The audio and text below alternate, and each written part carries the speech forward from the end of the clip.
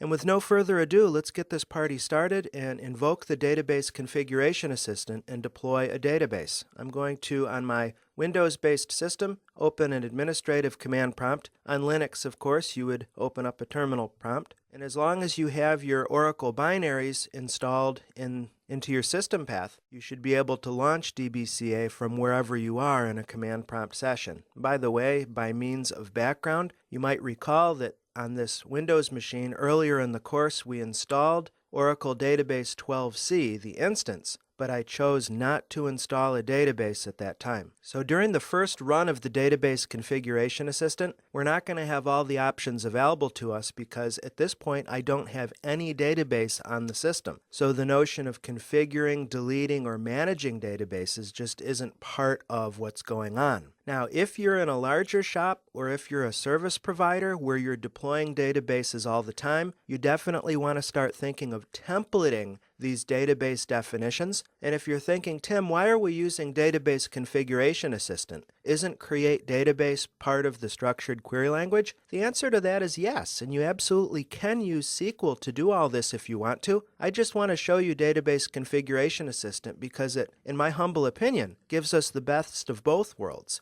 We can use user-friendly tools to specify all of our options and then actually save this all as a template that's reusable, and we can actually generate the SQL if we want to have that for maybe compliance and record collection purposes. We'll get back to templates. For now, let's choose to create database, and we'll click Next. In step 2 of 5, there's a lot going on here actually. Even though there's all this stuff going on up above, this is what's called the basic installation method. Pretty crazy, isn't it? Create a database with default configuration, and you give it a global name, which is going to be a unique name for the database across your entire organization, whether you're storing the data files in the file system or in an ASM instance. On this machine, you'll recall we covered ASM and I installed it on this machine, so it detects that and actually picks up the appropriate file group, which is plus data 1 on my system. If I hit browse, I can verify that I have that disk group. I can verify its redundancy, its state, etc.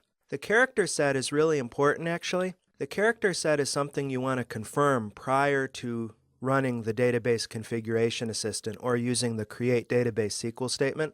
This deals with how characters are encoded in the database. Things like alphanumeric characters, non-alphanumeric characters, and numbers. How are those encoded or represented in the database? And that is going to in turn affect how items are sorted in your tables and in your select statements, you see? And there's various and sundry options. If you read the Oracle literature, they'll recommend the Unicode character set wherever possible, simply because that involves a lot of characters from across the entire world. The old school ASCII character set is limited, I think it's 127 characters. That's not going to help if, for instance, you have a database that is going to store Russian language data or Mandarin data. The NLS lang initialization parameter is used to set the character set in the database, but here you're setting a global default, and again, it's something you do want to measure twice and cut once. The administrative password is going to be your sys account, your super user password, and notice that we're also specifying the Oracle service account password in a Windows installation. And finally, notice that the default is to actually create a container database, and you have the ability to add a pluggable database name as well. So now that I've described those basic options, let's actually flip over to advanced mode so we can have a lot more control over how this installation proceeds.